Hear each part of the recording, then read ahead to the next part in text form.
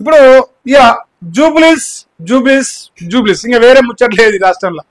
Only జూబ్లీస్ మీద నడుస్తున్నది panchayat. B attention అట.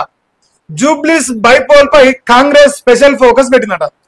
ఎన్నికల ప్రచారంపై నేతలకు సీఎం రేవంత్ రెడ్డి దిశానిర్దేశం చేసినట.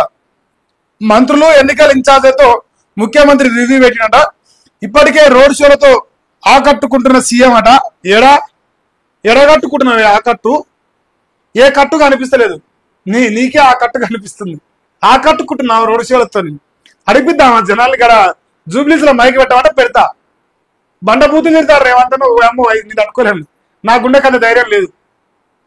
కావాలంటే వినిపిమంటే వినిపిస్తా నేను.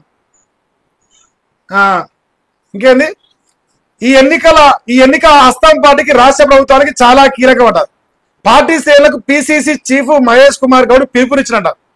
అభివృద్ధి సంక్షేమ పథకాలు ప్రజల్లోకి విస్తృతంగా తీసుకెళ్లాలని సూచన. మీరు ఏం చేస్తారంటే రైతు బంధు 15,000 ఇచ్చినామని తీసుకెళ్ళి ఏం టెన్షన్ లేదు. రైతు బంధు 15,000 ఇచ్చినాం. రుణమాఫీ 2 లక్షలు ఇచ్చినాం. ఇవన్నీ చెప్పురే ప్లీజ్. ఎందుకంటే మన అన్న ఇప్పుడు చెప్పింది కదా సంక్షేమ పథకాలు.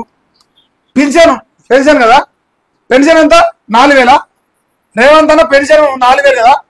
ఈ 4,000 ఇక స్కూటీలు వాళ్ళందరికీ ఓరోడికి అయితే స్కూటీ ఇవ్వాలి. మహిళలకు తులం బంగారం ఇవన్నీ ఇచ్చినా. ఇప్పుడు వాళ్ళు ఏం చెప్పినా అభివృద్ధి సంక్షేమ పథకాలు ప్రజల్లోకి తీసుకెళ్లాలని సూచన చేస్తుంది. ఇంకా చాలా పొడుగుంది లిస్ట్. అది చెప్తే ఇప్పుడు ఓ శాట భారతం అంత అవుతుంది.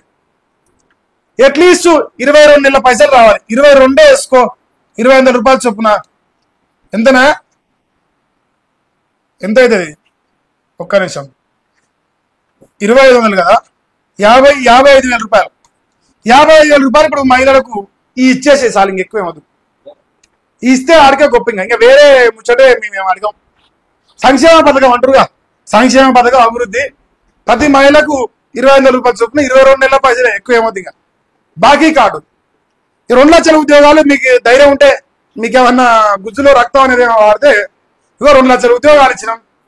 గీ శాఖల గీ డిపార్ట్మెంట్ల ఇట్లా 2 లక్షలు ఫుల్ఫిల్ చేయాలని అది కూడా ఒకటి చెప్పి సిగ్గిలచ్చలేదు. మీకేమన్నా మీకు ఇవన్నీ వదిలేసుకొని బతురు. సంక్షేమ పథకాలు ఏంటికి ఇచ్చారని చెప్తారు. సంక్షేమ పథకాలు ఇలా చేస్తా కదా మనం చెప్పడానికి. జూమ్ అయితేనే పోతాను. సారీ. కాంగ్రెస్ పార్టీతోనే అభివృద్ధి సాధ్యమట. నవీన్ యాదవ్ స్థానికుడు, విద్యావంతుడు, నిత్యం ప్రజల మధ్య ఉండే వ్యక్తి. మార్నింగ్ వాకర్ తో మంత్రి పొన్నం ప్రభాకర్. ఇప్పుడు పొన్నం ప్రభాకర్ అంటే బలిపశు. ఇక్కడ ఇక బలిపశు ఏడుందిరా అని దేరాడికి వచ్చారు కాంగ్రెస్ లా. ఇగో ఉన్నాడు రా పొన్నం ప్రభాకర్, ఈయనే బలిపశు అని ఒక బీసీ బిడ్డ పట్టుకొచ్చి అట్లా పెట్టరు. ఇక రేపు బీసీలకు చేత కాదు, బీసీలు అలా నవీన్ యాదవ్ ఓడిపోయిండు, పొన్నం ప్రభాకర్ మంత్రిగా ఓడిసింది ఏమి లేదు కాబట్టి ఇక బీసీలకు చేత కాదు. ఇక ఓడిపోయే కాలం చేత కాదు, గెలిచే కాలం మాత్రం రెడ్లకు చేత అవుతుంది కాంగ్రెస్ లో. సో అదొక దుర్మార్గమైన సంస్కృతి ఉన్నది. మరి వాళ్ళు కూడా ప్రయత్నాలు చేస్తారు. కాంగ్రెస్ అంటే గెలుస్తాడ ఏడనన్నా.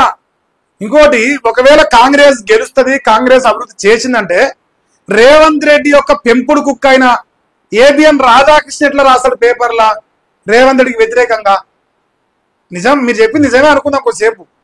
నిజం అనుకోవాలన్నా ఏబిఎన్ రాధాకృష్ణనే నన్ను ఫెయిల్యూర్ ముఖ్యమంత్రిగా చిత్రీకరించే ప్రయత్నం చేస్తున్నాను నువ్వే ఒప్పుకుంటున్నావు.